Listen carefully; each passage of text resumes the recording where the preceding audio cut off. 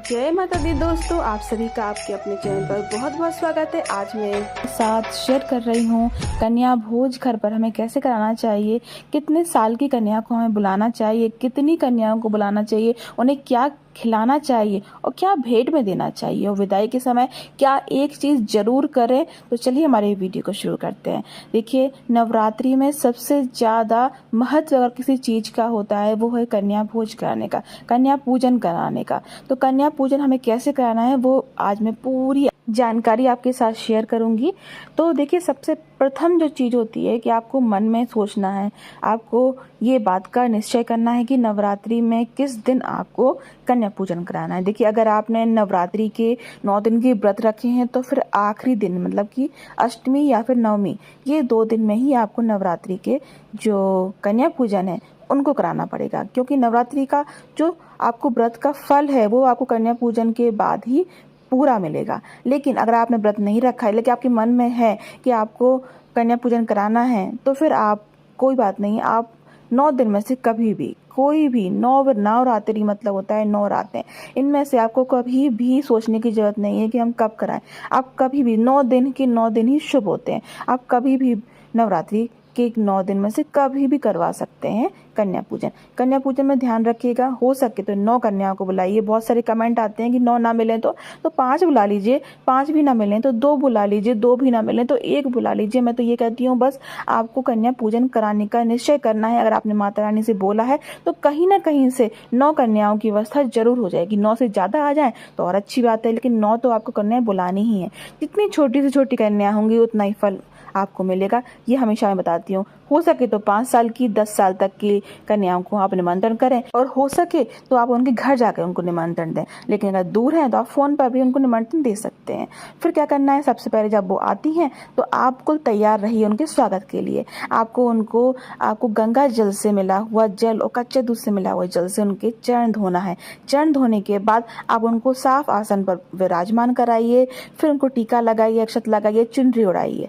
ठीक है, उसके बाद क्या करना है, उसके बाद आपको उनको भोजन खिलाना है। भोजन हो सके तो उनके मनपसंद का बनाइए, जैसे बिना प्याज और बिना लहसुन की आपको सब्जी बनानी है। अगर आपके यहाँ मीठा खिलाया जाता है तो आप हलवा पूड़ी खिला सकते हैं, खीर पूड़ी खिला सकते हैं, लेकिन आजकल बहुत जगह सब्जी बनाने लगे हैं तो आप छोले आलू की सब्जी बना सकते हैं बिना प्याज लहसुन की। ठीक है, उसके बाद आपको क्या करना है, जब अच्छे से तृप्त हो जाए कन्याएं, खा लें अच्छे से, उसके बाद जब वो जाने लगेंगी आपको उनको हाथ में कुछ ना कुछ देना है। बिना कुछ दिए आप उनको विदा मत कीजिएगा। उनके चरण छुइए, उनसे आशीर्वाद मांगिए, उनसे आशीर्वाद लीजिए।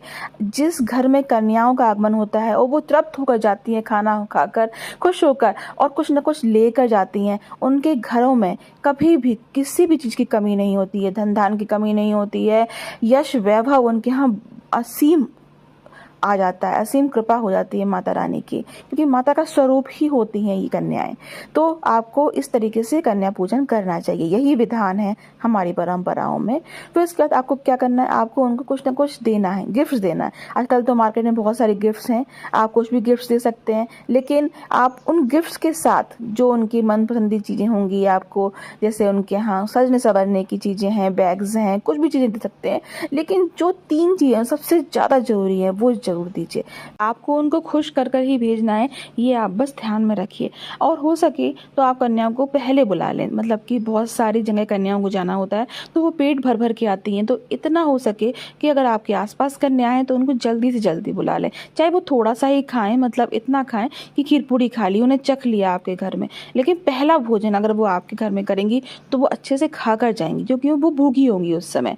तो जब वो खाना खा के जाएंगी और कुछ लेकर जाएंगी तो जो आशीर्वाद है वो बहुत ज़्यादा मिलेगा आपको।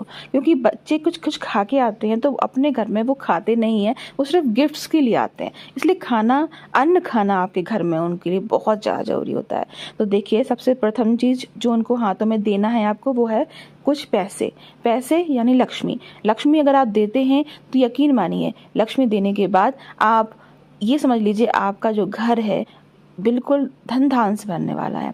आपके यहाँ कभी भी किसी भी चीज़ की कमी नहीं होगी, किसी भी पैसे से रिलेटेड कभी भी कोई भी दिक्कत नहीं हो सकती है। दूसरी चीज़ क्या देना है आपको, कुछ ना कुछ अनाज देना है। अनाज मतलब कि आपको कम से कम उनको एक पैकेट में या एक पॉलीथिन में आपको कुछ गेहूं या चावल भर कर दे देना है। ज़्यादा नहीं, सिर्फ 1 कटोरी चावल भी देंगे तब भी बहुत होगा। अगर ज़्यादा आपके पास सामर्थ्य है तो आप 1 किलो चावल भी दे सकते हैं। फिर आपको तीसरी चीज़ क्या देना है? फल या मिठाई। फल और मिठाई हम इसलिए देते हैं जिससे कि उनका हम मुंह मीठा कर सकें, और जब उनका मुंह मीठा होगा तो हमारा मुंह मीठा अपने आप ही हो जाएगा। तो ये 3 चीज़ें जरूर कन्याओं को दें। ठीक है, आपको बस समझ में आ गई होगी। अगर आपको फिर भी कोई मन में क्वेश्चन हो तो आप मुझसे पूछ सकते हैं। पूरी पूजा विधि व्यवस्थित तरीके से हमें कैसे करना है 9 दिन तक, वो मैंने शेयर कर दिया है। आई होप कि आपको आज का ये वीडियो पसंद आया होगा। वीडियो को लाइक, शेयर एंड सब्सक्राइब करना बिल्कुल भी ना भूलेगा। आप सभी को नवरात्रि की ढेर सारी शुभकामनाएं। जय माता दी।